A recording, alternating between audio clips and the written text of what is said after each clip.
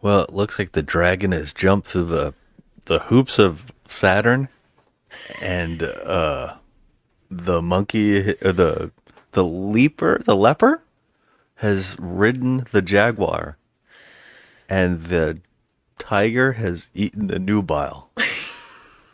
Okay. Well, that's not quite how it is. It's actually the dragon will dance through the hoop of Jupiter. The monkey will ride the jaguar, and the tiger will feast on the nubile.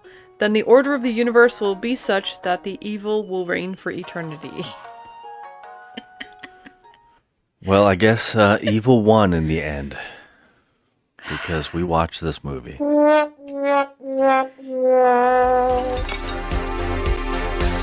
it's garbage.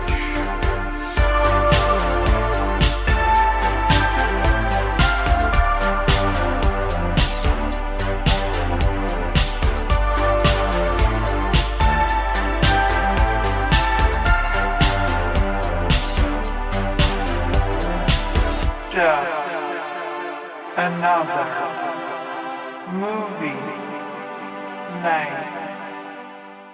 Hello, everybody, and welcome to the show. We are just another movie night, and I am Scott. And I'm Joe. And today we are talking trash. Talking trash. Talking trash indeed.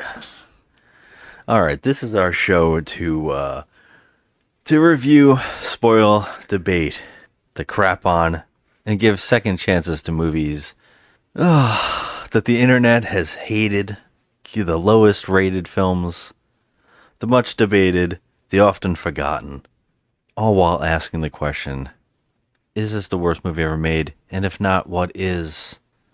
And that's what we're doing today on a little movie called Sgt Kabukiman N.Y.P.D. from Troma Films in our long month of discovering the Toxic Avenger series.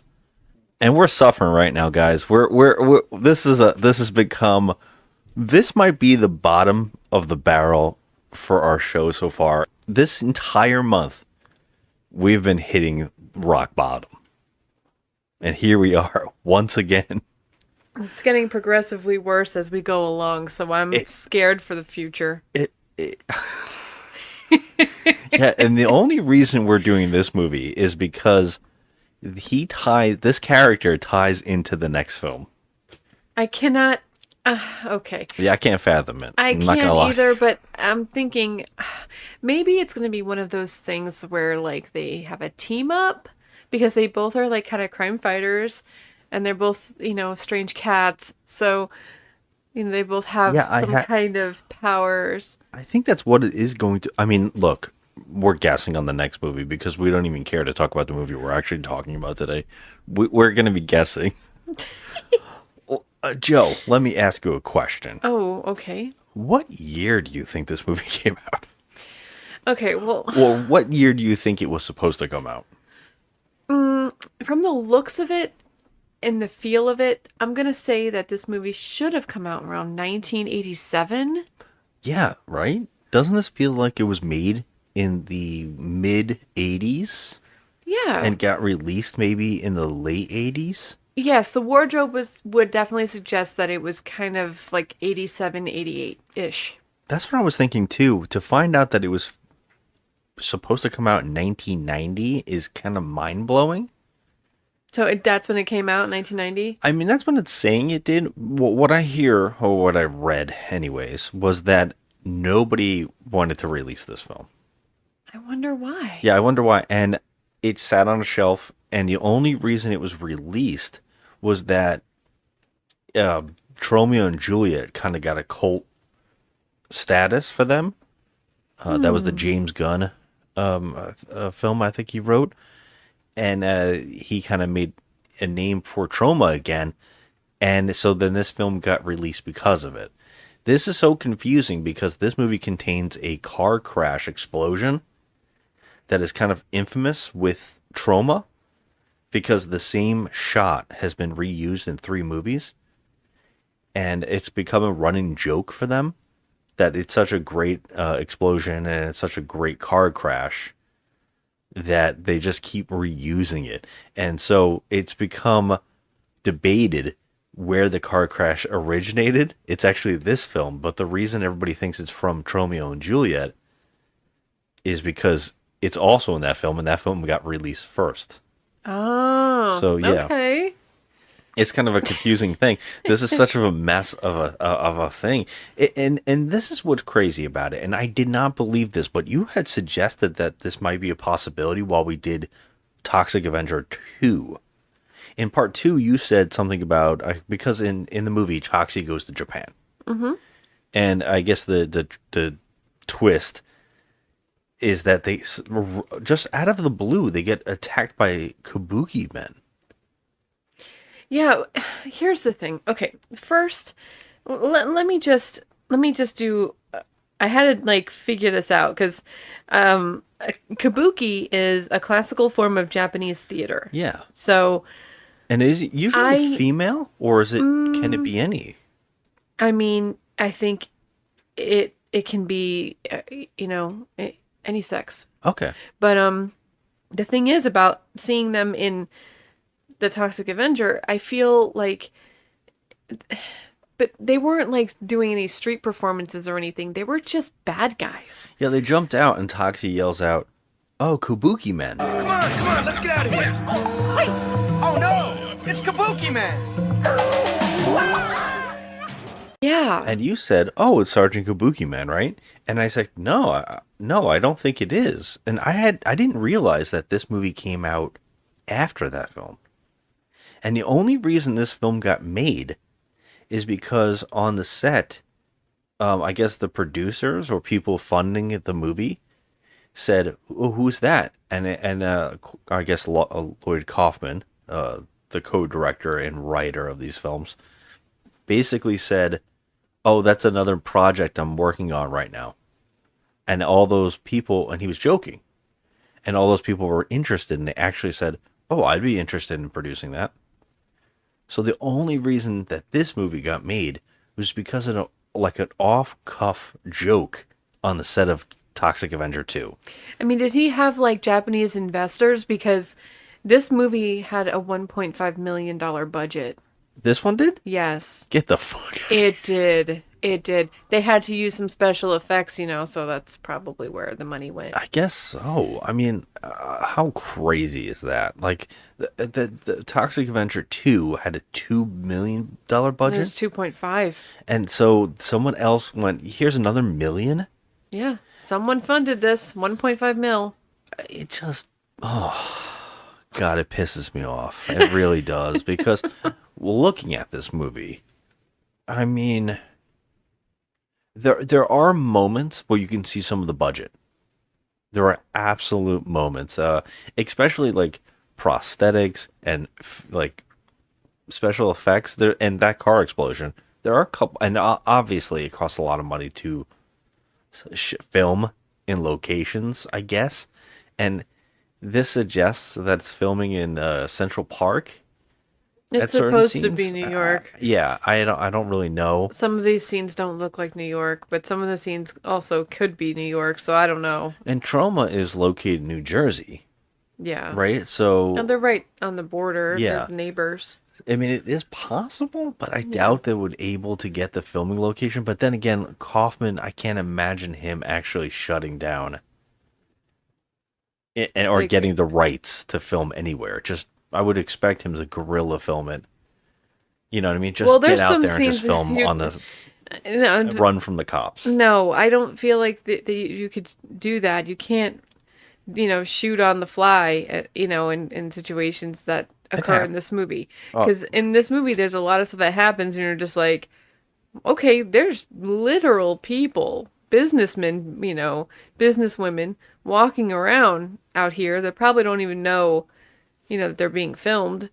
But it was literally in New York City. You could tell. I don't know. I mean, I feel like it was just a storefront, but I do feel like the park scenes could have been. But I don't know. What's the trivia say? Anything? Nothing. Really bad trivia on this film. I mean, I'm sure if I dug deep enough, if I cared enough, I would find some more shit. But I'm not going to pick up the boulder and look at the bugs underneath. because I just don't give a shit. So look, Are you angry?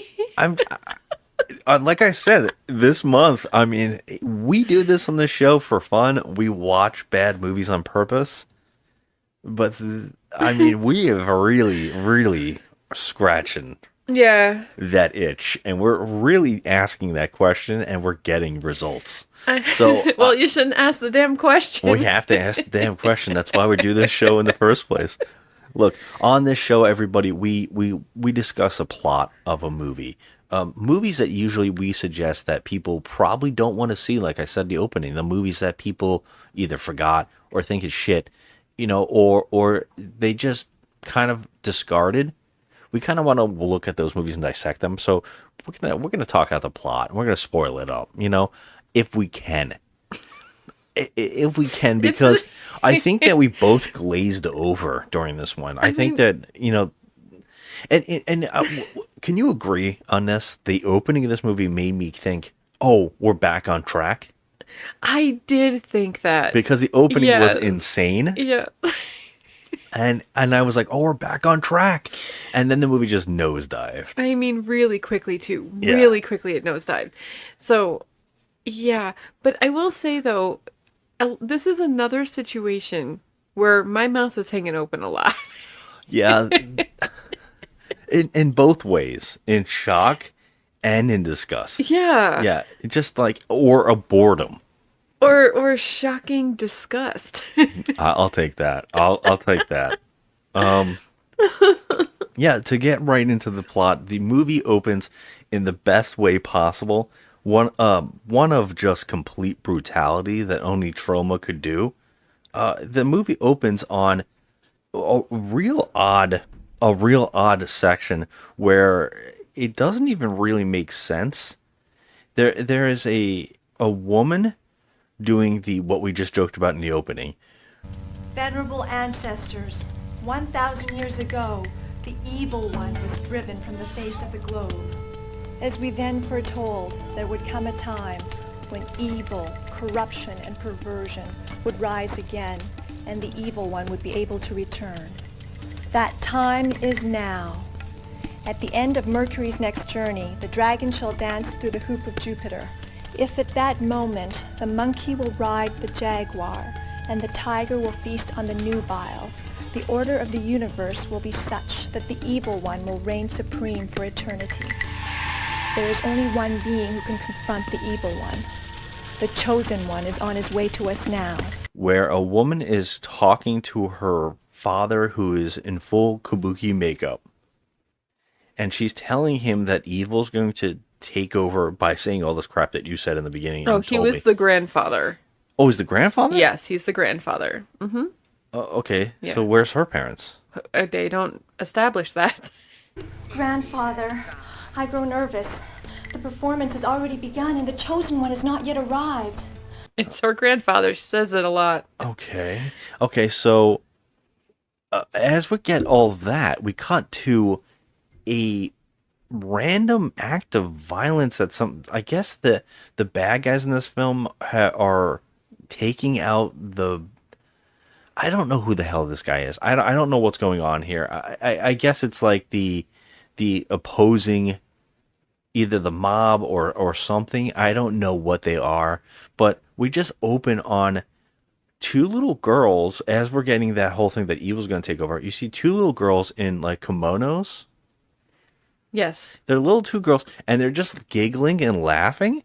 And then we see just a shot of a man in a terrible blonde wig that you buy at like Spirit Halloween. Sorry, I always say of. Spirit Halloween. He's just got it on, and he is playing with a machete.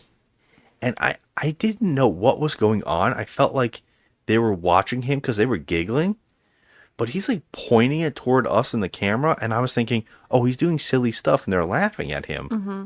No, he stabs them to death. I couldn't believe it. We actually were in shock. We're like, the movie just started like this? They cut away, so we didn't see anything. You see the blood. He pulls the machete back out, and there's a little bit like off camera. Yeah, and he's laughing, and he's, got a bloody knife, bloody machete or whatever. But can we just talk again about this wig? Here's the thing. I know that Troma likes to, put their actors in strange get-ups for no reason whatsoever. But I feel like this actor who was playing this bad guy, Yeah, he the was character's name. I was gonna say the struggling. character's name is Remington, but I think it's like Rembrandt or something like that, right? Am I right? I mean, I don't even hear that they call his name out, All right. but it's just like I feel bad for this actor because not only is he probably wearing one of these, Party City pieces of shit wigs that itch your whole face when you have them on, but it's clearly a long-haired wig that's in his face so much that he's just and he keeps flipping it, and you could tell the actor's bothered by this hair. Yeah, and anybody who's ever worn one of these, they know it gets in your mouth. It is so gross. it's stringy. It is very Yeah, obnoxious it's to have just on. like that waxy, disgusting hair that you buy at Party City. It's awful, and I just feel bad for this actor. And it's the first thing you notice, like his hair. It's so white, like it's not even blonde. It's just the wig is white. It's blonde. It's like so in your face. It's like it was like one of those 80 bands, like the 80s metal bands, oh like the yeah, blonde I hair mean though. seriously, he It's looked so like he stepped intense. right out of like Rat or It's like something. Lita Ford stuck it right on his head. You know what? Don't ever insult Lita Ford to me. Okay, sorry. But I will say, I feel bad for that actor from minute one. He has to wear this damn thing through the whole entire movie. Oh, and I guess I should point out what the actor he looks like. We thought we couldn't stop laughing because he looks like Pontius from Jackass. He does. Okay, so if It was bothering us the whole movie, and you finally said, "Oh my God, he looks like Pontius." It was And I like, bothering me because he does, Party Boy. I thought that at first he was the actor that plays, Garbage Day Yeah, I in wish. Silent Night, Deadly Night. But like and then I was looking at him, I was like, holy shit, that's Pontius. It looks like Pontius. It's crazy. Of course, it's not him, but he just had that look. But I don't know if he ever made another movie. This guy, but he's just I couldn't terrible. find anything out. Some of the actors have been in things on sets, but not really anything big. Yeah, I mean, he was terrible. Look, we didn't know that he killed the two children until he goes into the next room, which is a couple having sex. And we didn't know what was happening until the guy gets up from the having sex and the guy with the machete runs in and stabs him. And we're like, oh, I think he did kill the children. Mm-hmm. And then the guy's dying. And as this man's dying from the stab wound, he picks up his naked girlfriend or wife or whoever this is, and he starts lifting her up. And now I was laughing because I was like, is he going to throw her out the window? And then I saw it's virtually a poster of New York. Yeah, And I was like, wait a minute. That's not supposed to be a window, is it? And yes, it is. Because he chucks her out the window. And we started laughing instantly. We're like, what the movie's starting this amazing? Yes. This is like, feels like original Toxic. It does. It does And like while all this is going on upstairs in this high rise, there's two douchebag, what do you call them? Yeah, two Wall Street guys Wall are talking. Street guys, and they're literally sitting in front of a convertible, and there's like No, it's a Mercedes. it's a because Mercedes he says it convertible. wrong. Yeah, he says it's a Mercedes convertible. How did he say it though? Do you remember? I don't remember. And this, my friend, is a Mercedes convertible. And it's all mine. He says it's but like, funny. and they're doing coke on the car, and They're talking about insider training, and they're doing coke on the car in the background. Can we talk about the background actors in the scene? yes, There is a man with dwarfism walking Scooby Doo. Did you see that? yes. The dog is giant, Okay, and he just hands it to the bellhop. And the guy just leaves the dog with him. Well, I couldn't stop staring at the background. see, the funny thing about this is I think that Lloyd Kaufman. This is what I'm finding this out after watching all these movies. Yeah. Lloyd Kaufman loves to put stuff in the background to divert your attention from the crap that's going on in the foreground. I agree. Because it's so nonsensical. So that he wants to go one notch above and put more nonsensical shit in the background to divert you, and it works. Yeah, because I notice everything that's going on back there. The best thing to say about this film and a lot of these films we've been watching this month is the best way to describe any of these movies is visual noise. Yes. That's what it is. It's visual noise on the screen. It is distracting, it's chaotic, and it's out of control, and it is very odd and off-putting sometimes. And that's the movie in a nutshell, and that's that shot like we were just talking about. It gets funnier as we go on. We'll talk about it a little more. Yeah. Well, this woman's okay, so she gets thrown out of the window, but the best thing is you would imagine that she's going to fall on this, crazy expensive car that this guy is bragging about. No, she doesn't fall. Her body doesn't fall on the car. Her body literally comes off the left screen and just jumps at All right, so the guy. The building is behind these two characters, and she comes Supermaning from another building angle altogether. She comes from the left. It is okay. We're already laughing. We're like, what? She doesn't fall on top of them. She comes from the left and just goes rah. Right on this guy, but backwards because she lands ass in his face. Oh my god, and it was naked. amazing. It was amazing. I'm not going to lie. I laughed for this entire sequence. I was like, I am so happy we're back on track. There's no way to not laugh at the sequence. I was like, okay, but we don't know what happened. Like, why did these people go and kill that family? I feel like things are said in some scenes here, but we were kind of like, again, focused on dumb shit and just picking out the dumb shit. Like, so the plot, it doesn't matter. Well, I'm just going to say that I'm thinking that this one guy, Rembrandt, I believe, let's call him Lionheart. I don't know. He's got that big blonde hair. Let's just call him that. Lionheart, I think he went on his own and took out this other family, and then he was planning to take out all of the family. I'm not really sure, because when that man that he stabbed in the back before he chucked out his wife, I guess out the window, he prays to a picture of like the Kabuki man that is preparing with his, you said granddaughter? Yeah. My grandfather!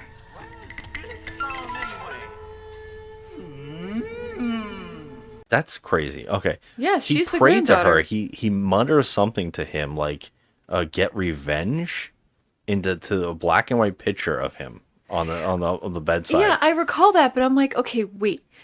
Was this guy at one point the Kabuki man? Or no? I don't I don't know. understand what the reasoning is of, Lionheart going in there and destroying this whole family. Like, they never even bring that up. It's weird. We find out later on at the end of this movie that the bad guys have an entire plan that ties into the Kabuki beliefs. I don't really understand this because this granddaughter, I can't believe Her name is Lotus. They're really, yeah. Okay. Yes, she's the granddaughter. How did it feel watching your grandfather being mowed down by machine guns? There's nothing that says Asian sensitivity like Troma. You know? Yeah, the character's name is Lotus, and this actor playing the grandfather, as you're saying, the actor playing him, he's just muttering. I don't know if any of it's logical. I don't know if it's actually any real things that he's saying or just just garbage. I don't really know. Editor's note, here's a translation of this.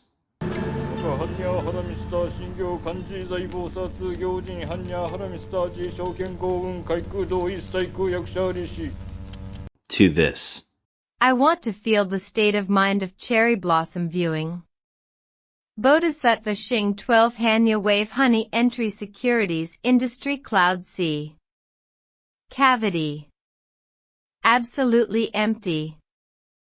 Actor. Carver.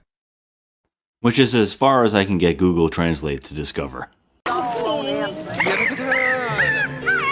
But he is going through an entire ritual that has to do with the oncoming event where the dragon's going to jump through some hula hoops and all this crap.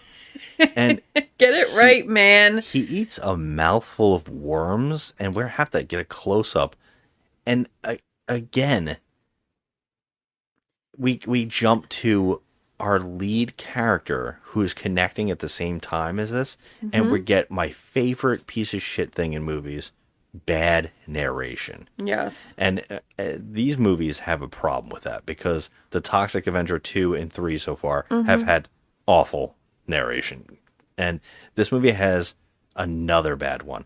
We're following a bumbling cop that looks like a reject of the guy that was the love interest in Just One of the Guys, and a reject of Jim Carrey. Oh my god. It's like the two of them had a baby. Okay, how dare you speak that way about Clayton Rohner? Clayton Rohner and Jim Carrey had a child, and this is the guy, and they just threw him in this file. I don't know what the hell. I guess we're supposed to think he's funny. I can't tell. He doesn't really have charisma. He doesn't really. He's bumbling. He's supposed to be a detective, which Joe pointed out to me. He is not a sergeant. Yeah. And I said, what does that mean? And he said, it's in the damn title. And I was like, shit, you're absolutely right. He's a detective. Why isn't this called Detective Kabukiman? I mean, they could have. I mean, he could be a detective sergeant. That is something. However, they don't ever reference that and to they him. Almost reference that he's a terrible cop that the beat cops make fun of. Yeah. Like, I'm literally the cliche donut eating fatties that are the cops in all these movies. It seems like they're the ones that are picking on him, but he's the detective and they're just beat cops. It's very shocking.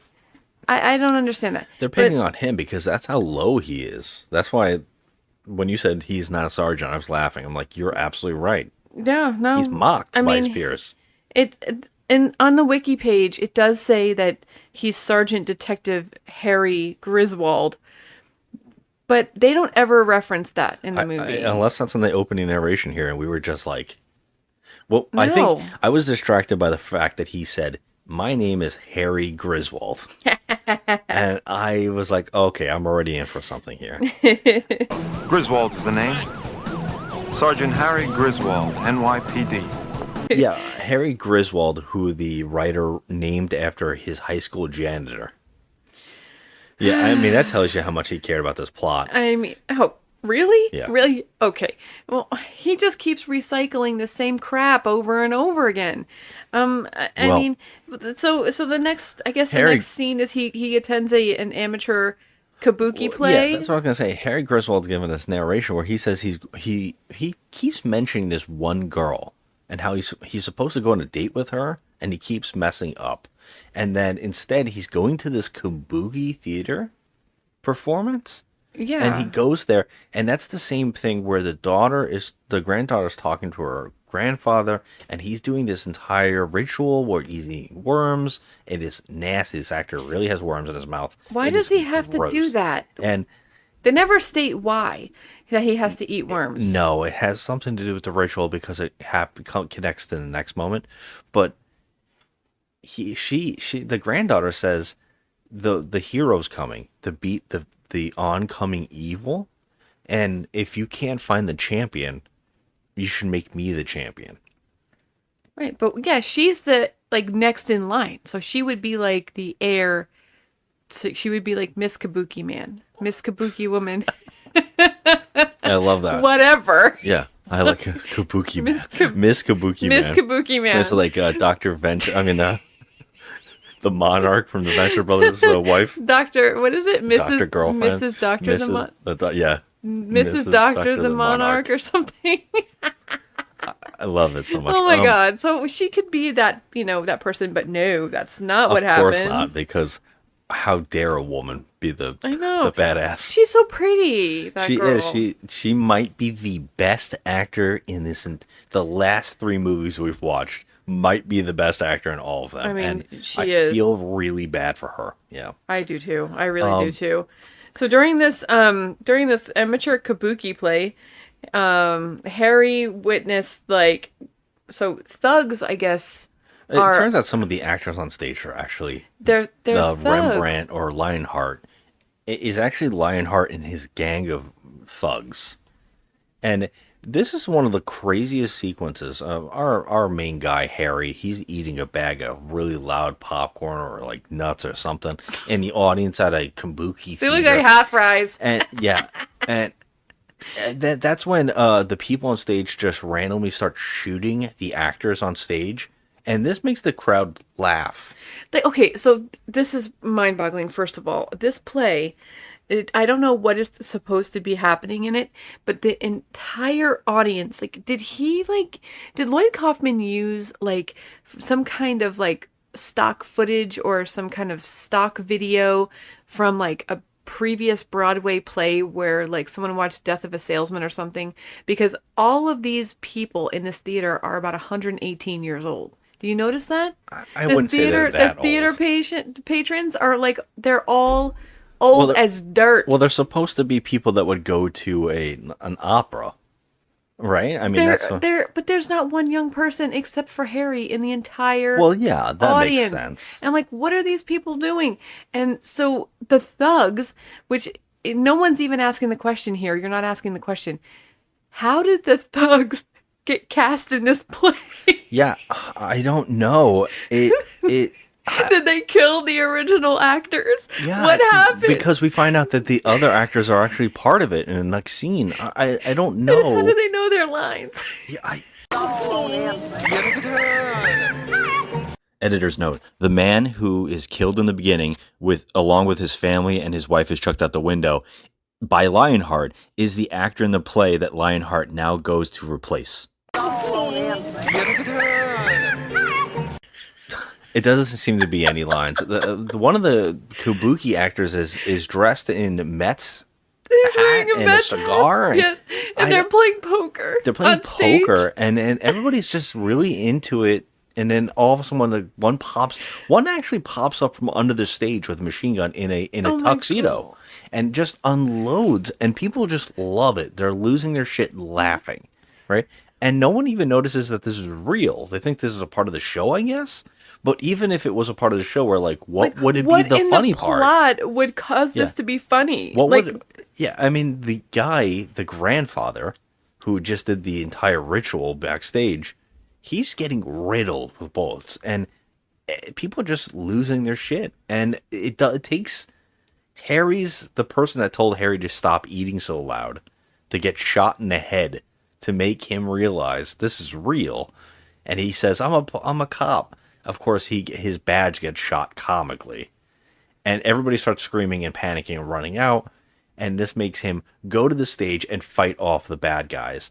And he saves the granddaughter by jumping on top of her sexually and shooting a guy who's about to shotgun her in the crotch. Which I was still like, okay, they're still doing the crazy violence and all that kind of stuff. So maybe this is something going to be more. But basically this scene just deteriorates as she throws him off because he's basically humming her. And actually, if you look at the shot, he does look like he's like grinding a little bit, which is really strange. She throws him off, but he lands right on the grandfather, who makes out with him. Well, it wasn't okay. He needed to pass his power of a kabuki man. It went on for too long. But he quite literally just had worms in his mouth, and that was really gross. And he passed worms into his mouth. He passed worms. I think those were real. Yeah, and they looked real. It was real. They were moving. Some of them were moving. Yeah, it was gross. Oh, hell no. This guy must have been paid the most out of everybody, because there's no way you could pay me that. You'd have to pay me a lot of money to put that shit in my mouth. That's what I'm saying. I don't think I ever would. Never going to be worth it. No. Yeah. This makes him have makeup on. Yes, everything transfers over. Yeah. So he wears the kimono. Well, he doesn't yet. I think he slowly gets stuff. But I don't think does he get a kimono? I Yeah. thought he got makeup and his hair Yes, spiked he does, up. because he makes that stupid joke. Oh no, I'm in a dress. Yeah, right. Okay, That's, how do you not know what a kimono is, yeah. dummy? No one does in this movie. I mean, it's so stupid. He tries to run after the bad guys, but he, for some odd reason, has a reaction to the powers and just stumbles down the stairs.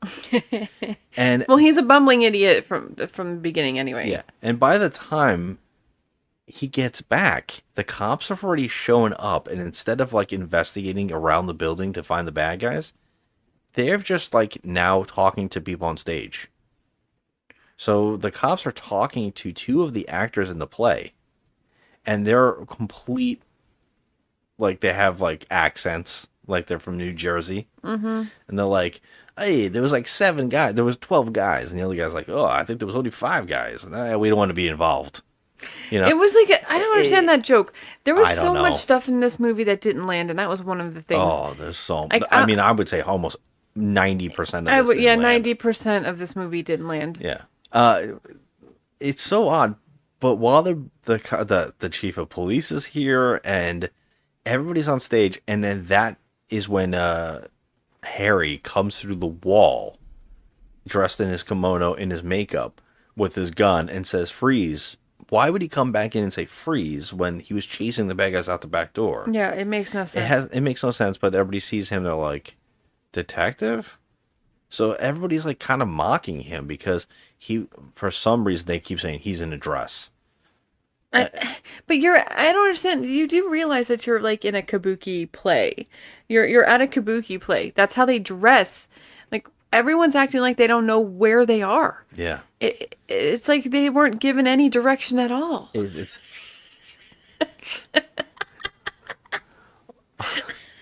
all right. Now we got to talk about the main bad guy, who I would say is Terry Kaiser, who plays Bernie, who had his hair completely white. Oh my God. I couldn't stop staring at the situation. He had white hair. And his eyebrows were so damn dark. You know, he reminded me of Marty Scorsese. He was little. He was so little too. If Terry Kaiser was playing Martin Scorsese, yes, that would have been perfect. Yeah, this guy, he's the main bad guy, and he, I guess some of the cops got some of the bad guys. Yeah, and arrested them. Yeah, they did. And we cut to the main bad guy's lair, I guess, or their office, and we kind of meet the bad guys a little bit. And this guy's some kind of high class person. He was at the show, but when the bad guy, he saw that Lionheart was on stage, he kind of took off. Mm-hmm. And he said, "Why did you go and do what you did? We could have done this the easy way." And he said, "It was more fun. I just felt like doing it, like killing everybody on stage." And they bring in Reverend Snipes, right? Reverend Wesley Snipes comes in, I guess. And is his name Wesley Snipes? No, but his name is Reverend Snipes. Stop. And I just felt like this movie's so completely insensitive in every way possible that it just, I mean, when they show the chief of police, they playing rap music really, really lightly in the background. It is very strange and off-putting. It's odd. Okay, I can't also, tell you the how many. homophobia Yes, in these they movies. use the F word Holy to describe, gay people. I mean, it's which is just really weird because you think that he would be the most open. These would be the most open and welcoming people, the Troma gang. I mean, instead yeah. they seem very homophobic and very. I don't really know. It's a very odd thing. But I mean, it is strange that they go after it and they constantly do that. Yeah, and it's those kind of people that he hangs out with are always the ones that are so nice and kind and they're cool. But I mean, he just to use that kind of, I guess, it's just so degrading to hear that. Yeah. It's offensive to hear him use those kind of words in his movies. It doesn't make any sense, and this is not the first time. Yeah. Oh no, all the Toxie films, constantly. A lot of cross-dresser jokes and stuff like that. Yeah. A lot of like that. It's weird, Which and I can is see some people being strange. very offended by it. I but mean, yeah, I the mean, whole movies are supposed to be offensive. though. I get that, but like he puts his male actors in dresses all the time and acts like it's normal. So it doesn't make any sense to use those offensive words, And like I said, he just like embraces everybody. Yeah. So Well, I don't get it. this scene with the villain's like lair or his office building or whatever kind of get like introduces some of the characters, and like I said, this Reverend Snipes guy, I guess he's the big like evangelist, the big church guy in town, and he works for him and he helps him get whatever they want to push in the narrative in the media and stuff like that. And he's like on his side, and you think that he's going to kill him because he wants him to do a certain thing for them, and instead he like reaches in and gets something else. It's a really weird scene, but you're kind of introduced to each one of these things. Now this is one of the, again, we're paying more attention to his desk and the pictures that are on his desk. That's like a running thing. We kept like, look at this guy's background, look at this thing, look at this odd thing in here. And that's how this scene was. A lot of the time, I couldn't care less about what everybody was saying because I was laughing about the bad set direction. Or the decorations. The set design is like, I mean, in any of Lloyd Kaufman's movies, there's always some weird shit that you're always looking at in the background. Yeah. This happened when there's a storefront that said, "Your pants come off here." Yeah, take your pants down or something. It was a dry cleaner. And it was just funny things like that. Yeah, it constantly makes your eyes go to something else, or you lose complete like attention. Well, this scene made me laugh because I thought we were getting introduced to a bad guy we were going to get a lot of. His name is Skipper, I believe. You're better than me because I don't remember. This guy walks in, Skipper, and he is acting at 11, and we were laughing our asses off. He comes in the room and he's like, "Why did you leave me down there at the police station? You were supposed to get me. Why the hell is this all happening?" And whatever. It's just going on and on and on. Uncle Reggie, sorry for barging in, but we gotta talk. Excuse me, Reverend, this will only take a second. What is it, Skipper? I thought we had an agreement here. I thought we had a relationship. I was gonna take the rap for that shit at the theater. You were gonna get me off and make me a vice president with a corner office. No jail, no conviction, nothing. Just a couple of mug shots and a statement, and that's it. That was our understanding. But I just spent the past 4 hours down in the can with some real criminals waiting for your guy to come bail me the hell out.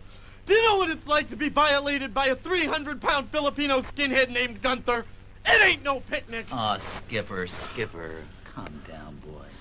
And we thought he was really funny, and I was like, "Oh, I can't wait to hear more of this guy in this movie." But the main bad guy just shoots him in the head.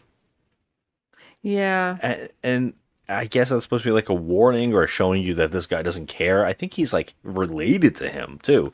And I guess that's a setup, this bad guy. But like I said, it doesn't seem to connect at all. It's just like you got your bad guys. This main rich guy, he's always got a lackey. They always have a lackey that's like a woman who seems like a crazy, unhinged woman that's like their love interest. It's been in the last couple movies that we've seen the same thing. Then there's that one main thug that's like a lunatic.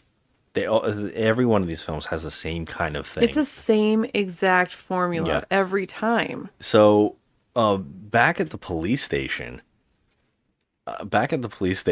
Now this is probably one of the scenes that we loved the most because, again, the background was just insane.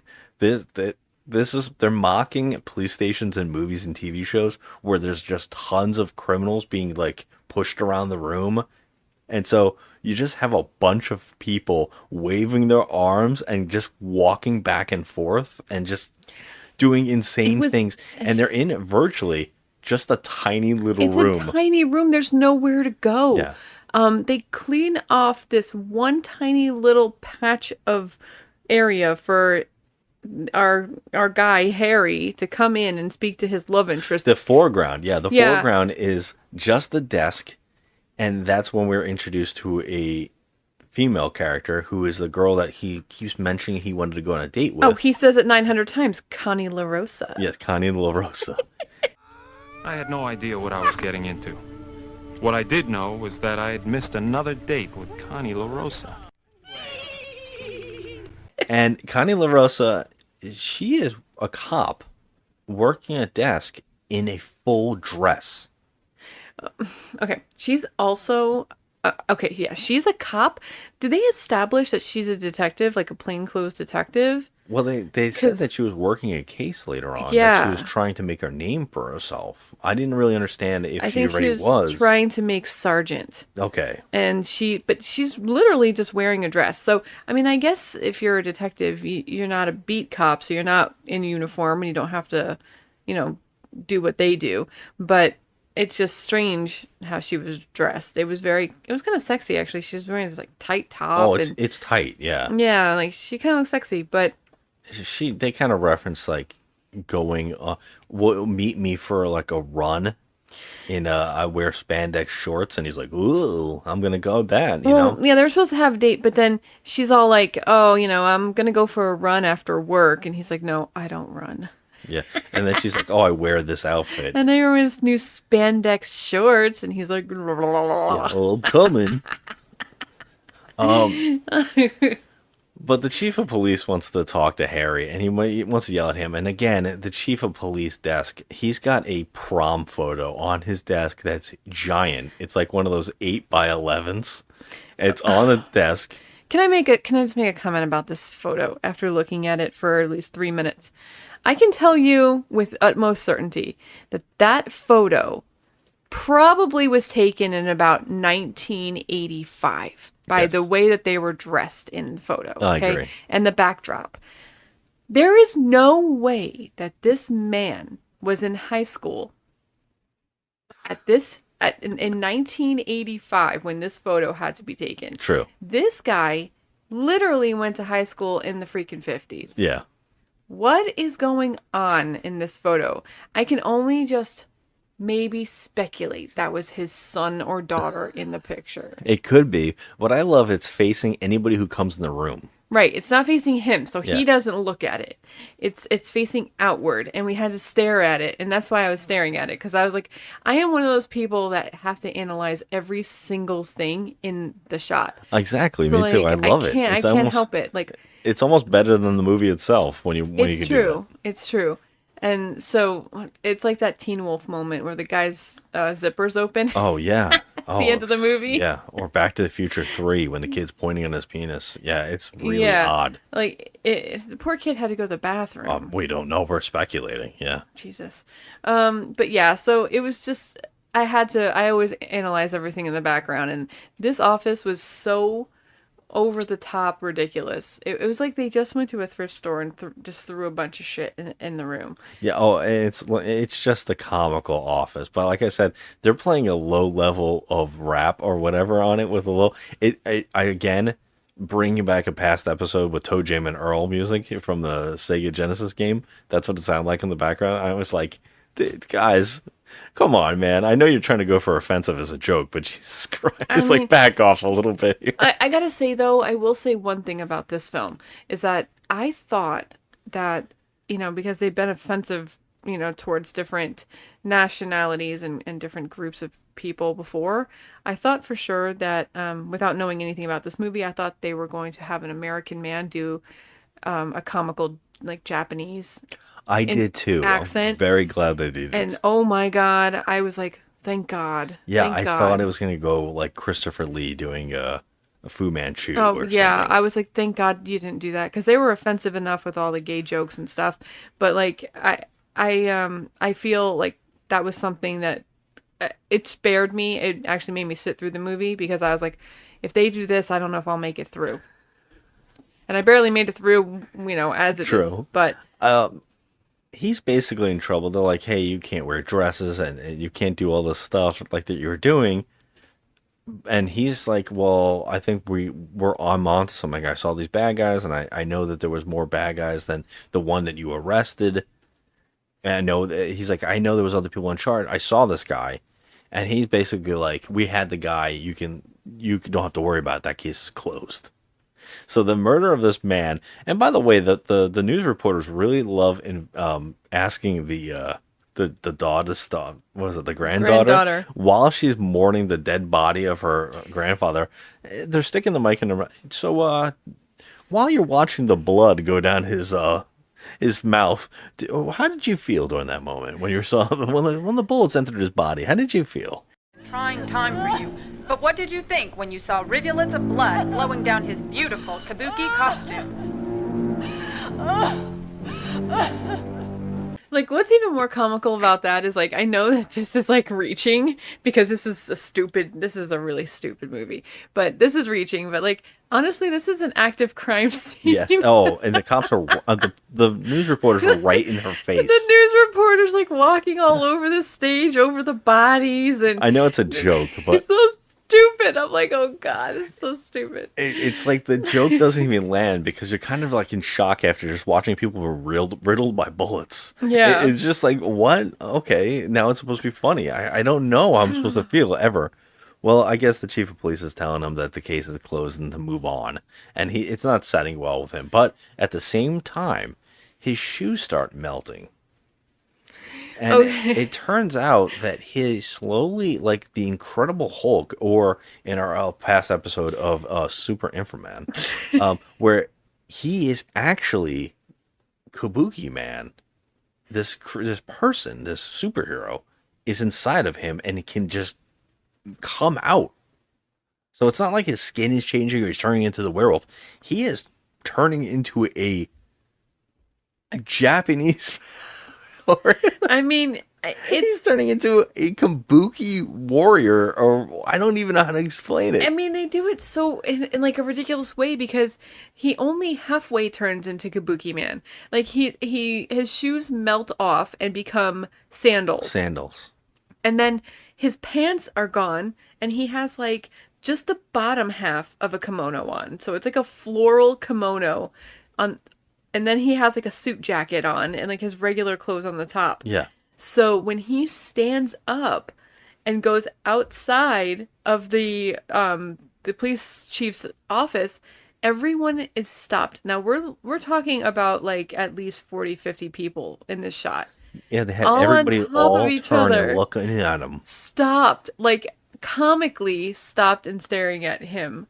And they're all like bent down, like they're staring at his It's almost penis. like looking through the door hole. Like yeah, like a peephole. Yeah. It's so weird. I was like, okay. But this is... I got nothing. This movie, I didn't actually understand what happened here. I had to ask you to explain it to me. Because the next shot was of a woman standing in a doorway with like completely in shadow, but with some like smoke coming through the door. Like she was sexy. So I thought all these people were looking at her. Yeah, no. So they were staring at him, but he was told by the chief of police that, you know, the granddaughter is in the interrogation room waiting to see him. Oh, I didn't even... Okay. Yes, and so then when he steps out, he's like got half a, you know, Kabuki Man outfit on, and they're like staring at him. So when he goes into the interrogation room to see the granddaughter, she's standing... It's like one of those Richard Marx videos from 1983. Yeah, exactly. Where like, you know, that...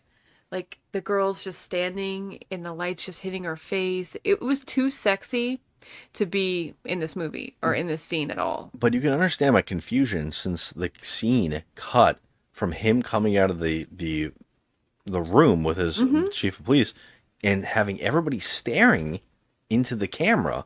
And the next shot is a woman standing in a doorway. And here's what's odd about it. Well, that's just bad directing. He put the camera at crotch level, so it looked like all those people were staring at his penis. Oh, okay. It's what they were all bent. They were like all bent over. Like, oh, I see. But still, how did he get past her in the doorway? No, because wasn't she already waiting in that room? She was in the room. She was in the interrogation room. But she wasn't. She was in the doorway, and he was sitting. I got nothing. Yeah, because you said this is supposed to be an interrogation room, and I said, is that what's happening? Yes, because you turn on the freaking light. She was standing there in the dark. Like, what is going on here? She was standing in the doorway. It was in the window. She was standing in the window. What do you mean standing in a window? She was standing in the window. How do you stand in a window? She was standing at the window, and she was looking out the window, and he walked in the door, and it was dark, and all you could see was her silhouette with the nighttime lights coming through the window. The interrogation room has a window? Yes, it does. That's what's so ridiculous about this. Oh my God. See, I honestly had it looked like a door. She was not standing. Interpretation of what was going on in this because she was not standing at a door, even though it looked like a door. She was standing at the window, and she was looking out. And he comes in half dressed as Kabukiman, and she's like, "Let me explain something to you. It was my grandfather. He passed the Kabukiman into you." And he's just like, "Okay." Yeah, there's like a. She actually explains the entire thing we did in the opening about the planets and the dragon. Can I say it again? Sure, go for it. I appreciate this very much. I like pretending that I know what everything was said. Well, I mean, also it still doesn't make any friggin' sense at all. Like none. It's supposed to be funny. It says, "Pretty soon the dragon will dance through the hoop of Jupiter. The monkey will ride the jaguar, and the tiger will feast on the nubile. Then the order of the universe will be such that the evil will reign for eternity." I don't even understand that. Yeah, and his response is, "Wow, and I thought I had a lot of things going on." Something like that. And I think you took a really funny freeze frame of this moment because we paused it. We're like, what did she do? What is the thing that's happening? And you were like, I have to remember all this. Yeah. So, yeah, the freeze frame you got, and I think you put it online, is perfect because it's his first reaction to hearing that nonsense. It's exactly how I felt at the moment. So this is their like, oh wow, this is their setup together. Obviously we're gonna get to the point where these two hook up. I mean, it's very, very, very typical. It's formulaic. Any detective movie you've ever watched, where the detective goes through the paces, helps the granddaughter or the daughter, and they hook up, and then they beat the bad guys. That is the fucking movie. I mean, like in a nutshell. Mm-hmm. That's what happens. But the way that happens first is like they can't hook up because, of course, they don't like each other yet. And he also likes another woman who's working on the case. Connie LaRosa. And Connie LaRosa and him go running, and he can't run with her, and he's in a full suit with running shoes. And she's in her complete spandex outfit, and she goes to kiss him, and he goes to kiss her, but she leaves him hanging, and she goes running again. And he sits down on the bench because he can't do anything, and we get narration that says, if I would have been a better detective, I would have known that she was working on the case and they might come for her. And so that's what happens. We get to see that all the villains show up, and that's where you're talking about the guy who looks like a cross between Guile and Zangief from Street Fighter. He's this giant muscular guy with like blonde hair. Yeah, he looks like Johnny Lawrence from Karate Kid, but on steroids. On steroids. He's huge, and there's a giant bunch of just a gang of bad guys in Central Park are terrorizing this woman. But in broad daylight, where people are sitting having picnics. Now, we know that he definitely had permission to shoot here because all of these people are in on what's going on. It seems like everyone... Well, I'm guessing they peppered in people that he was friends with. Well, they had to because... And then other people were just being, like, shocked to just get off camera. There's a lot of... If you watch these movies, there's a lot of people in the background have no clue what's happening. I see, that's the thing. That is a staple with, like, the Toxic Avenger and stuff. But with this, I feel like, okay, they seriously had to rope off an area because they made this woman... They grabbed her. This is the cop, Connie LaRosa. They, like... grabbed her, all like 6 or 7 of these goons, and they tore her shirt and her breasts are hanging out and stuff. Like, you have to have some kind of, like, you can't just do that in the Central Park. I mean, the police would come and there's like people that would be freaked out, genuinely freaked out, or trying to help this woman. Like, that was definitely had to be like cordoned off for this scene. And I mean, they rape her. I don't believe for a million. I don't believe at all that they ever had to pay off a place or rope it off. I think that probably they just waited to a certain time of day and they just surrounded the scene and just filmed it. I feel like that's... And then someone told other people around, like, we're filming a movie. I don't know. I mean, there's a rape scene. Yeah, I mean, well, it's not really. It's just that the top is ripped off and she's screaming. Yeah, but they're raping her. They actually said she got raped. No, I know, but I'm saying it doesn't look. We're not seeing the thing. The rape is what I'm saying. We're seeing the outfit torn. We're not seeing sex. You know what I mean? That's why it makes me go, oh, they didn't have to rope it off. But again, this is Troma, so they probably just did it right on the fly and there's no second take. They're just doing it in 5 seconds. We don't even know if that's really Central Park. It could just be a park behind Lloyd Kaufman's house. Oh, I'm guessing. Yeah, honestly, it could have and they could have waited for like a school day where there was no one out. You know what I mean? And just did it, Yeah, that's what's happening. And he finally hears the screams and finally gets off his ass and goes. And by the way, he found a chili dog or something. He's eating like a chili dog while this is happening. Like he was like winded. For some reason, he found a bench and like a vendor and got some food in the park. It's so funny. It's like, just where the hell did that come from? Well, he runs after the screams and he gets jumped by the bad guys as well. And they leave, Connie up on the thing. I guess they had brought her up to the spot, and then they just left her because they all come and attack him, and they're beating him. And this is where we get our first full transformation.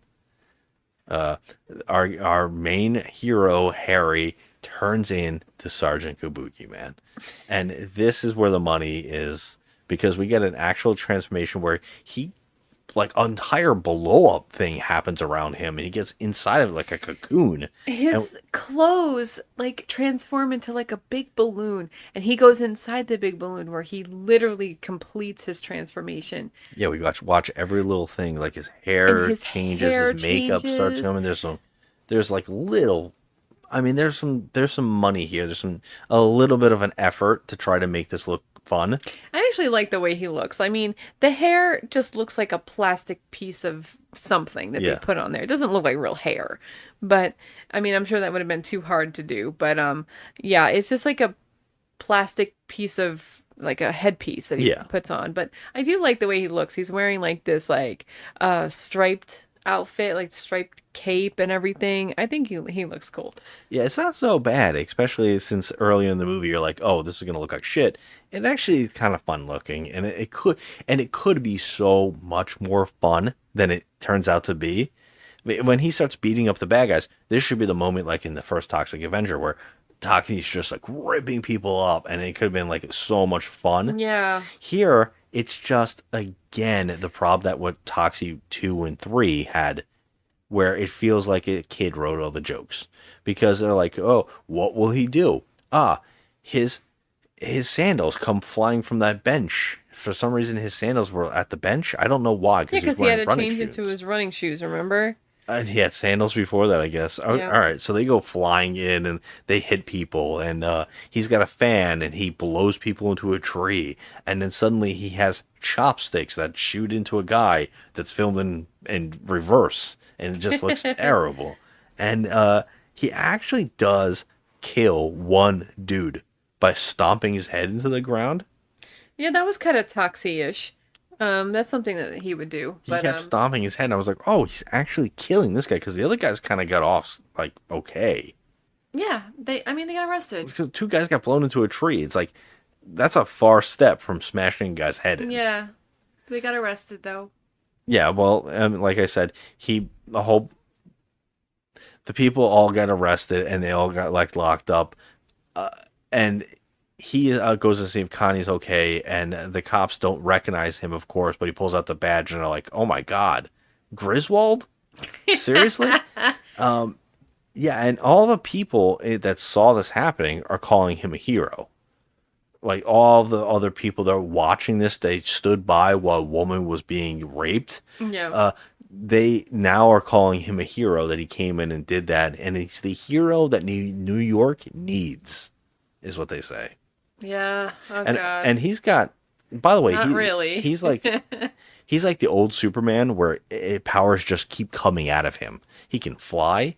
He can jump distances. He can make weapons appear. He has a sword that comes out of nowhere at one point. Yep. So it's like random with no apparent weakness beyond his stupidity. right? And so it's so beyond his bumblingness. Yeah, that's his he is his obstacle. He's got to get over himself. Well, Connie's put into the hospital, and because everybody's incompetent in this film, she is left alone in the hospital, and the bad guys are just like, well, we gotta get rid of her. And he's like, I'm already on it. The guy, this Lionheart dude, he dresses up like a doctor with his full wig still on. And he dresses like a doctor, and instead of killing her in the hospital room, he just prescribes her more morphine. And the nurse comes in and goes, oh, okay, that seems like an unreasonable amount, but sure.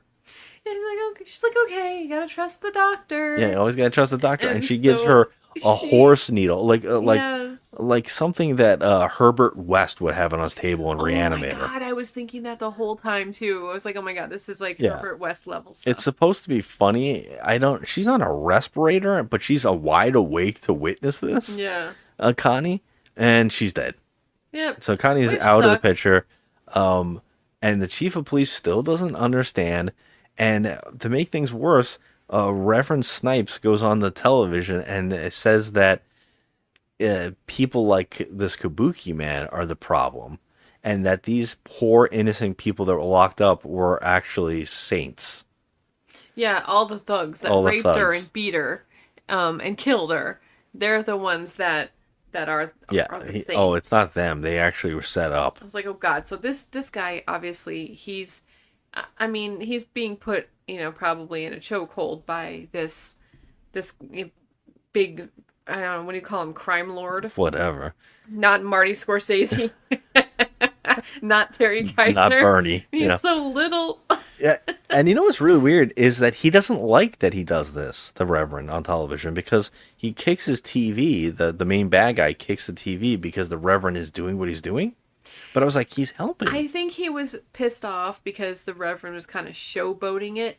I guess so. Don't showboat. You don't have to, state to the world that you're helping the bad guys, because pretty much everybody is onto his operation, and he's, he does crimes. Yeah, exactly. So it's like, don't draw attention to me, but be on my side. Yeah. And so, when the collection plate comes along at church, everyone's giving Rolexes. Yeah, their jewelry. And jewelry, and they have this operation going on in the back where the Reverend's skimming from the collection plate. So stupid. It's so stupid. It's like, I've seen this joke 1,000 times, and this is the worst I've ever seen it. It just is not even funny. It's just oh, okay. It's not. And that joke. And they keep doing the same thing every time. It's like in Toxic Avengers, same thing every time. We're 3 movies in now, and it's always the shot of the person, the villain, speaking to the public, which is our dumbasses, and he's always surrounded by a whole trove of villains with him. Yeah, there's always a shitload of people behind him. There's always some shit going on in the background, like I said, to distract you from any plot. Oh, big time. And you can't help it because it happens in the police station so many times where people are doing synchronized dancing in the background and just stupid crap. Somebody was rubbing their butt cheeks against the glass of the police detective's office, and stupid crap like that. It's just, there's just so much distraction in this movie. I know the movie itself is just one huge distraction, but it's one of those things where you'd rather literally be doing anything else. Yeah, it's so true. Yeah, I mean, to try to get through the plot more to get this wrapped up. There's more plot? Plot is loose. Things just kind of occur. I mean, Harry's got to be taught the ways of learning how to become Sgt Kabukiman and use his powers properly. And so he's tortured by the granddaughter. What's her name again? Lotus. Lotus. But I have some good news for you. They caught the guy who killed your grandfather. You fool! They do not have the one responsible for my grandfather's death. Why do you say that? Because my grandfather was not killed by a man. His death was orchestrated by the spirit of the evil one. Evil spirits? Come on now, you're a full-grown woman, all right? You just talk to me in normal English. At the end of Mercury's next journey, the dragon shall dance through the hoop of Jupiter. If at that moment the monkey will ride the jaguar and the tiger will feast on the nubile, the order of the universe will be such that the evil one will reign supreme for eternity. Now, do I make myself perfectly clear? Oh, yeah. Fine. She kind of tortures him by like smacking his crotch with a bamboo stick and making him count rice, and it's supposed to be funny and whatever. It turns out it doesn't work though. He doesn't really connect with it until she says, "Well, I guess it's time to use American style." So she starts punching him in the face and the crotch, and then he actually starts punching her, and they have a fist fight until she finally beats him, and then that's when it makes him go, "All right, I'll take this seriously." And you know what else really works? When you beat the shit out of a woman, it usually makes love come out of everybody. And of course, these two fall in love from this scene. I mean, do they though? Yeah, because it's we not. get a montage of him becoming a hero, and then she's starting to be like into it. And then he actually uses his powers wisely, and he's able to do all this stuff. And I think he goes and flies the Reverend up into the air and hangs him over the Empire State Building. It's so bad.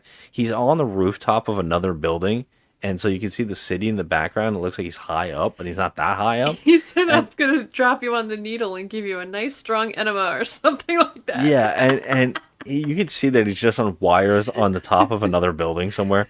And he's like hanging him, and he makes him say everything on tape about the bad guys and what they're doing, what their plans are. And he tells Lotus, and he says, "I got it all on tape right here on this cassette." And this makes them want to have sex. And they do. And it's really odd and off-putting in a movie that's not taking itself seriously, has a sex scene where these two are just going at it. Like, I mean, they're making out full tongue all over each other. It's crazy. It feels really strange. Like, I just don't know how much she was paid for this movie, but that's not enough. Yeah. It's not enough. Whatever you were paid to get her naked, to get all that to happen, it feels very strange. And it ends in a joke where they wrap themselves up in what looks like a sushi roll. And they just like are like exploding underneath. I don't know what's going on. And then all of a sudden he turns into himself again, and he jumps out and goes, "Okay, I'm gonna go jump out the window now and fly the tape to the cops." And she's like, "Oh, great. Okay, I'll just take a nap."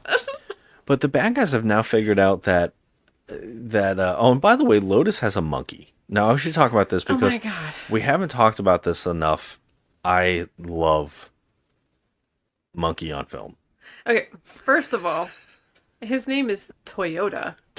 And he is a creep, okay? He's a creep. I have a thing in what kind of, this is a baboon. It is. It's the one that Shakma is. Yeah, it's not Shakma. And anybody who hasn't seen Shakma out there, there's a killer monkey movie where a baboon is on the loose in a building and is trying to kill people playing a D&D game. And it is crazy. I would suggest anybody please watch the trailer for this film. And it has the funniest, where they just keep going Shakma, and they keep showing the baboon going nuts.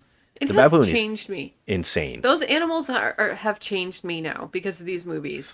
Every time I go to a zoo and I see that particular breed of like baboon Baboons, or whatever, yeah.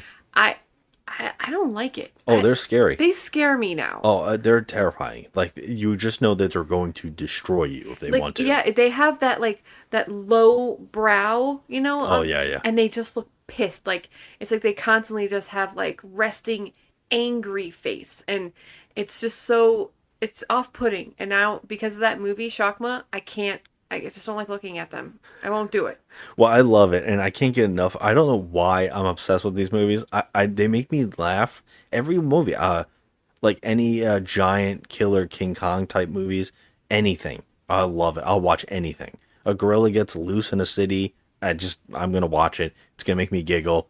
I don't know what it is about it, but I was very excited here to get a little guy dressed up He is so cute, though. And- he was wearing a kimono. And the reason I say he's cute in this is because he didn't really have angry face too much, but also the fact that we weren't able to see his red hiney. Yeah, that weird orange butt. We don't like the red hiney. It looks like a swollen ass. Is just really nasty looking. It's gross to look at. I feel bad. I'm not putting down the animals or anything, but he was covered up, thank God. I Because just love that we're talking about this. red hiney has to, that's just something that my eyeballs don't enjoy. How have we gotten this many episodes in and have never talked about my weird obsession with these movies, where these Okay. all these different primates show up and You have an obsession with I just do. apes. I don't know what it is. Monkeys and stuff. And you know what's funny though? It's like every time we like ever gone to a zoo,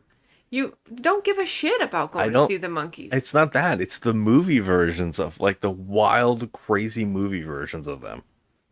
They're always like murderers and stuff. Well, there's even if it's like just a person in a suit, like Congo, which is did we talk about it on an episode? We might have. We did. So in that episode, Congo, yes. we did. I might have talked about it a little bit, how I just kind of like these movies.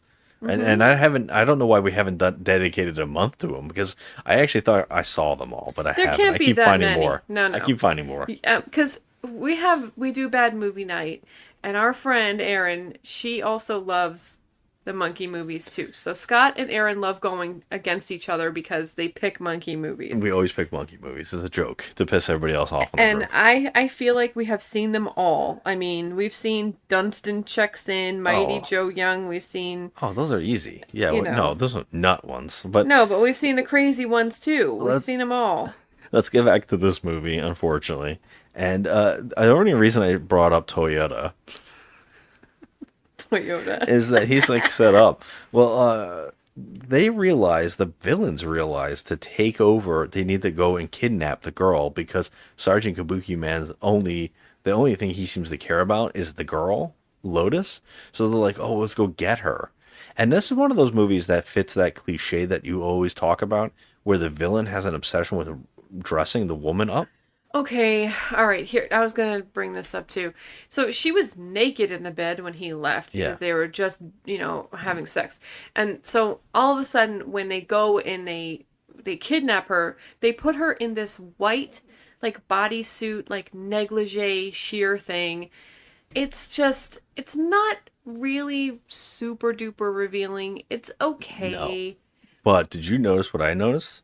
What'd you It notice? was freezing out, and I felt bad about it because everybody's breath, and they're right on the waterfront in the scenes. She's naked. I felt bad for her the whole time. I couldn't stop watching her. I was like, someone put a jacket on her. She's Please way put a too jacket naked. on her. Way too naked for this scene. I mean, there's no reason for her to have that outfit on. But she's very attractive. She's really pretty. But they needed her because she's part of the whole. Yeah, I didn't want to get into it. I just wanted to say real quick is that when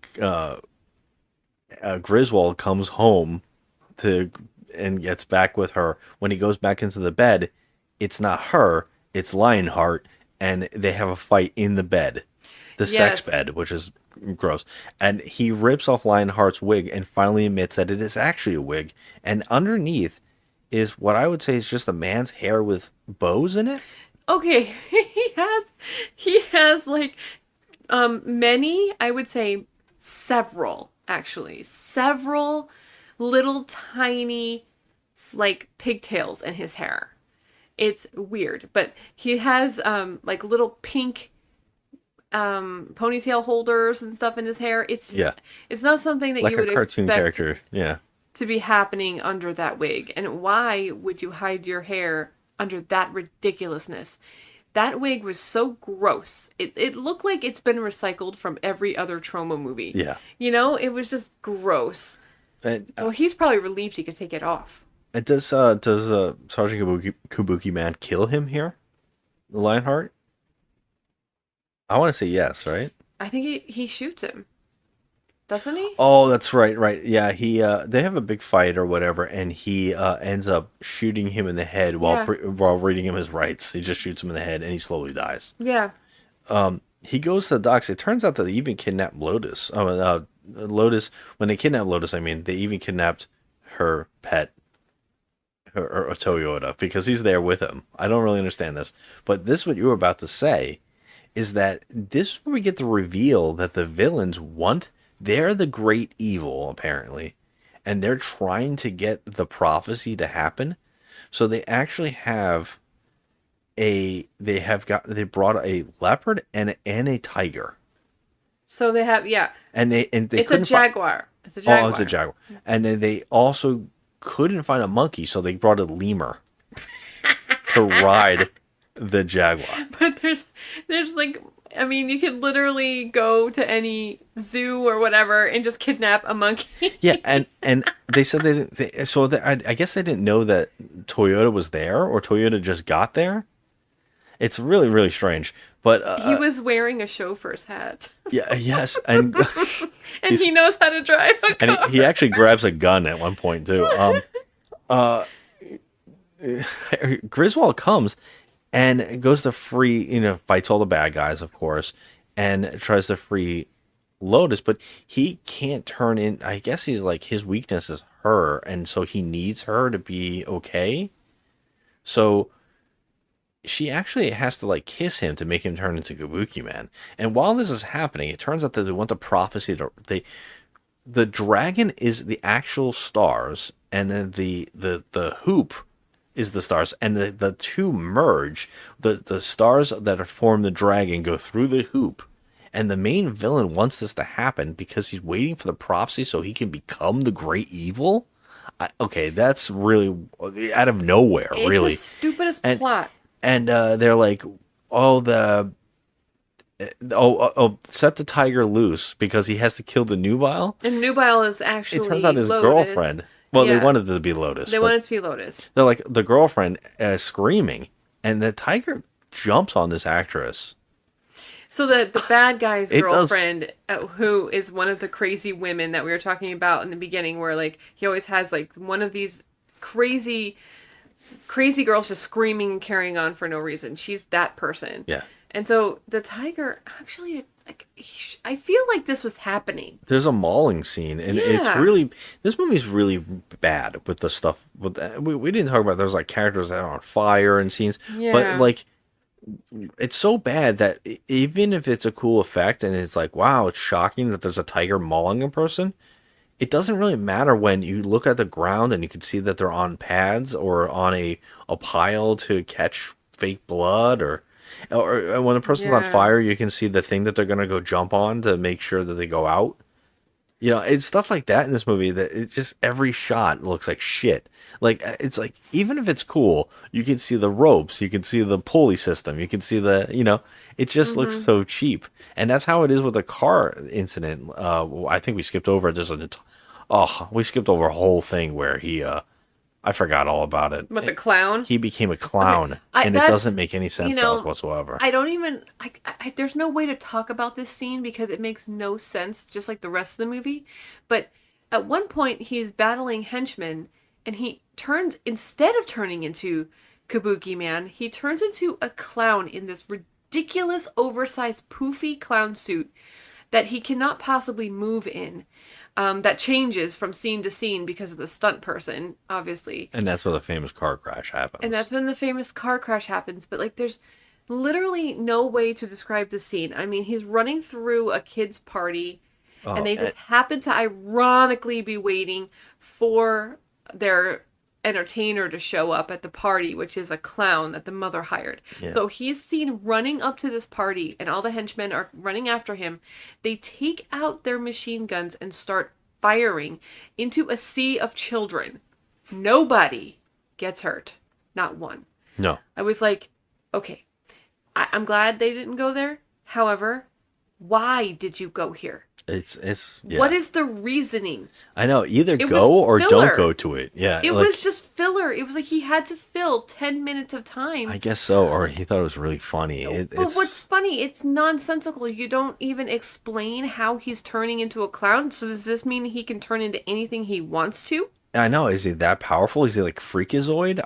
I'm not really understanding it either. It made no sense. It doesn't make any sense. That's why I didn't bring it up, because it actually, we were so baffled by it. We didn't know what was happening. And I guess it's one of the big moments, but it's not really. That's why he learns to become Kabuki-man. But the main thing we have to talk about is that during the ritual, it's not supposed to happen. It's not supposed to work, because now that the lion or the tiger or whatever it was ate the girl, that part of the prophecy is done. And now the funniest part is Toyota, he gets into a Jaguar car and starts driving it. And they're like, oh, he is the monkey is driving the He's riding the Jaguar. And they're like, stop riding it, Toyota. And she's got to run over and she's got to grab him out of there. Get out of the car. Yeah. Well, I guess it's successful enough because the prophecy works, and now the villain, the main villain, his overacting gets insane. But what's even better is he goes through an entire metamorphosis. He looks like a booger. He turns into like all these different things. He goes into a bug form, and then the bug form becomes this giant monster guy. It goes on for a while, and it is the craziest shit. It comes out of nowhere, and it's pointless. At the very end, the transformation, his final form, is like of a person who has, for hands, 2 heads. One of them seems to be Hitler's head. It did look like that. I didn't understand that. And then he has a insect pickle-like penis that's coming out of his pants. Yeah, that was a little weird. I mean, aside from the whole entire thing being weird, but also I feel like the use of color is always the same palette. Like they must have had some toxic sludge left over from the Toxic Avenger, and so they just used that to turn this guy into like this slimy green thing. Because that's what he looked like. He just looked like a really wet pickle. Yeah.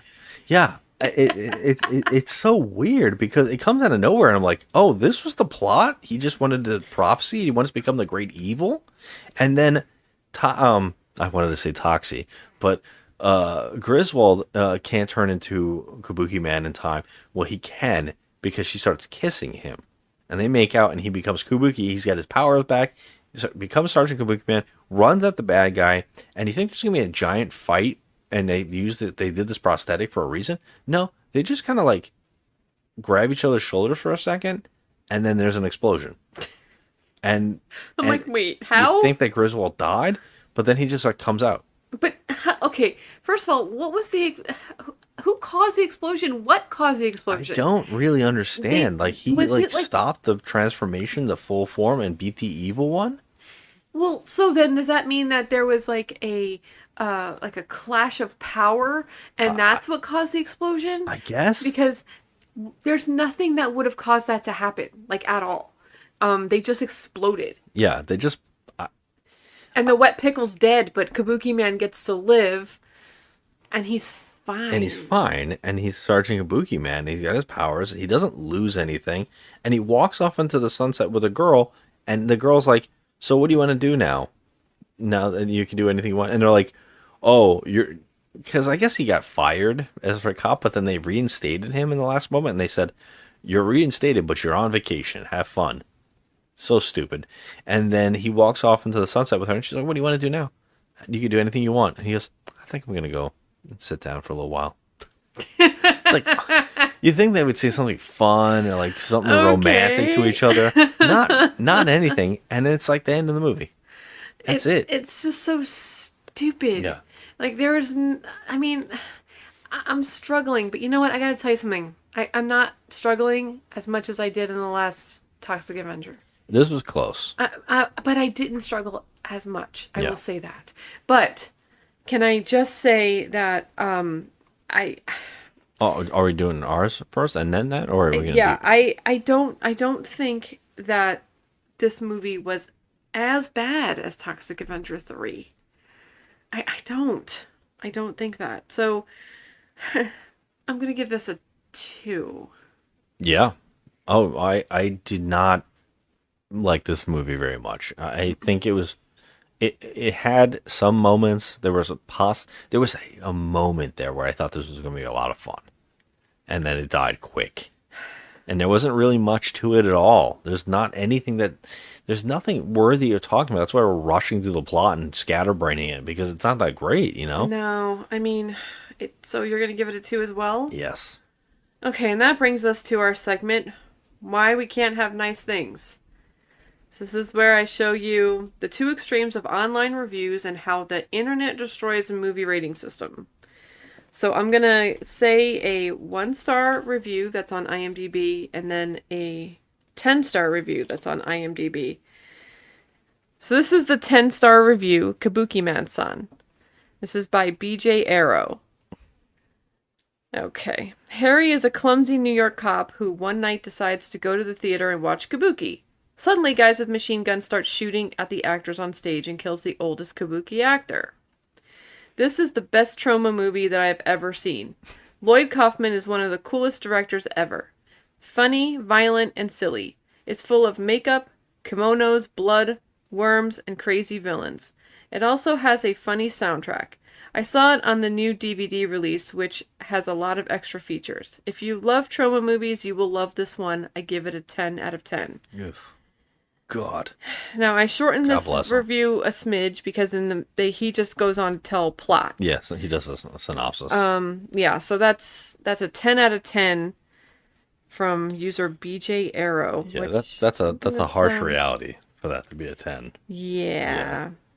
But like I said, there is a base of people who love the cult movies more than they do the movies that some people call the Academy Award movies, the nominated movies, those art ones. I get that. Like there's a group that love that, and there's a place for that. But when you go 10, I mean, I know that this person has seen movies that they like more. Right. That's what fucking pisses me off. Yeah, it makes us annoyed because, like, I mean, you know how to rate a movie. I mean, you take something like that's amazing, like say like Schindler's List, and then you compare it to this movie. I don't understand. Like, what would you give Schindler's List as a rating? You know, like if you're giving this a 10. Yeah, exactly. Like I just want to know. Nobody in a million years ever thought they would hear the words Schindler's List and Sgt Kabukiman in the just same making sentence. An example here. I know. An example that would definitely you would understand. You know, it's like or Jaws or that's you what know I'm saying. something amazing. Something that's a great. But The Wizard of Oz. It's just. I'm not comparing the two movies, but I'm just saying as like a review. You kind of have to. If you're going to review something, you have to always put the movie that you've seen that is your favorite of all time. This is the thing that you just know is the great. You can't put them in the same category. I've never understood why people do that. It always confused me. Yeah, I don't understand I can't wait to hear a 1 because I want to know if this person can sway me. Okay, well here you go. This is a 1 out of 10, and it's titled Disappointment Man. This is by user Tallwood13. Skip the first hour of this movie. Almost nothing happens. The first Kabuki scene is embarrassing. The clown scene is stretched out and wasn't funny then and isn't now. The main character is so boring and unlikable, like a dollar store version of Kurt Russell. Every line Harry says is like brainless banter in this Yogi Bear sounding voice. I was not expecting a high-budget samurai film at all. I knew what I was getting myself into, as this is the 4th or 6th Troma film I've seen. This was just painful to watch, and I love So Bad They're Good movies. I'm sure millennials today would find reasons to try and get this canceled. It came off as childish with brain-dead humor. I wish it was more violent, and the bad guy was much worse. This story is just awful and poorly executed. It's like in one movie how I said it would be like some little kid mashing toys together in his backyard, improvising as he goes. The actress who did Lotus, not played Lotus, but did Lotus, has good chemistry with Harry and is quite pretty. Not supermodel hot, but she could have been in better movies. Christ. There was a weird sex scene with Harry that Tommy Wiseau should have taken tips from. The special effects were good for its time and budget, not Terminator 2 or so around that era good, but better than expected. My big concern is the movie is trying too hard to be silly, not funny, silly. Unlike Toxic Avenger 1, where there is plot and character development, there is none here. You'd have to be on serious drugs to enjoy this. I mean, I get everything he's saying. I mean, he's touching on some stuff that is very true. I mean, there is some stuff like the sex scene is awkward and is weird, and the jokes don't land, and it's not that funny, and that do kind of connect. There are little bits here and there that kind of work, and there's always almost a touch of something great that is never explored, or there's no, like it's like they had an idea of something funny and something unique, and they just squandered it. So they got maybe, I would say, 2 or 3 little giggles out of me. Yeah, and like I said, the actress playing Lotus isn't that bad. She's actually trying, and she's acting like she is in a real movie. I know. I kind of feel bad for her because she kind of brought it. She did her job. She did her job better than she ever needed to. I'll say that much. That's true. They could have just so easily got that actress from Toxie 2, where God. There's drugs in the cocaine, something like that. Just really, really bad. Yeah. So let's move on. There's drugs in the cocaine. Oh, is that what I said? What did she say? She said, "Oh, there's drugs. Oh, there's cocaine in the fish, or There's something like that." cocaine in the fish. There's drugs in the cocaine. There's drugs in the cocaine. That's when Scott has reached his. I'm very tired and I don't want to do this anymore. I always want to do this. Okay. So let's finalize this on the main question here that we always ask. Is this the worst movie ever made? No. No.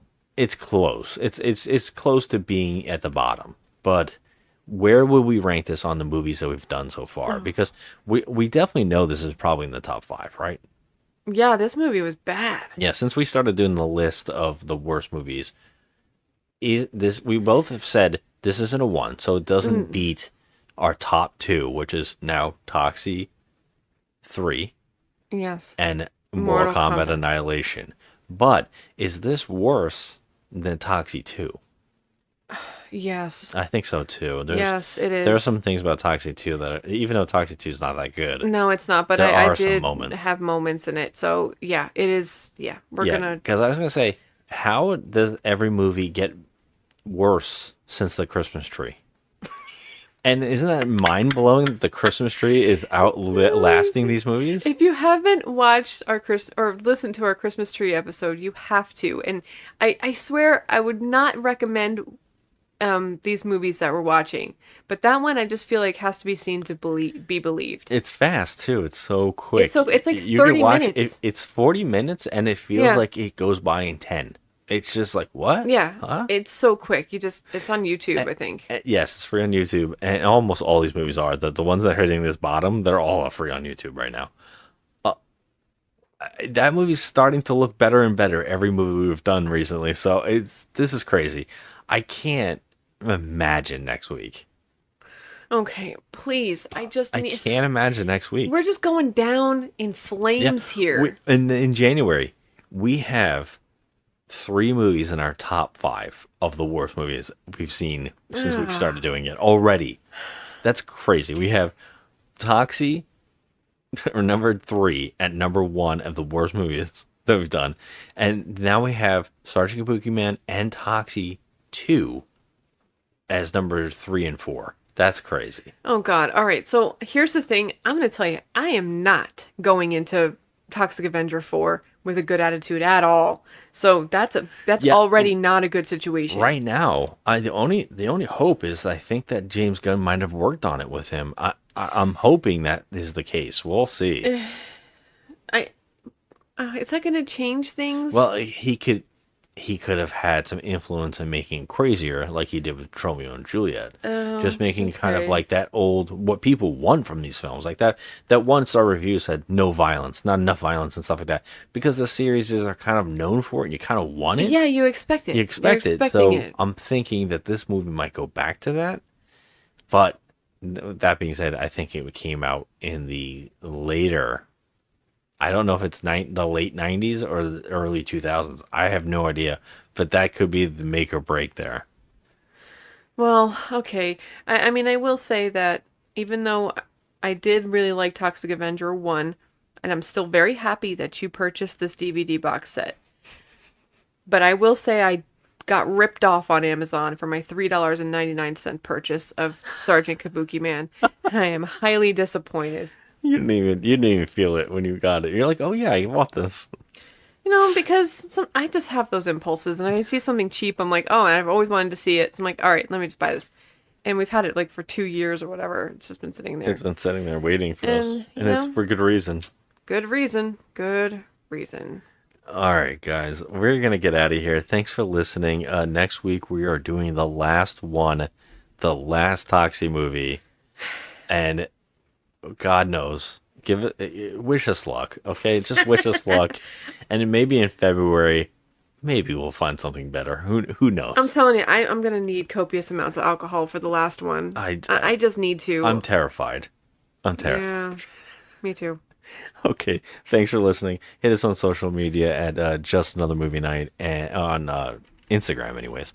And also Joe at The Crafty Misfit on Instagram. We'd love to hear your input. We thank you for listening, and we hope you have a good one. Bye.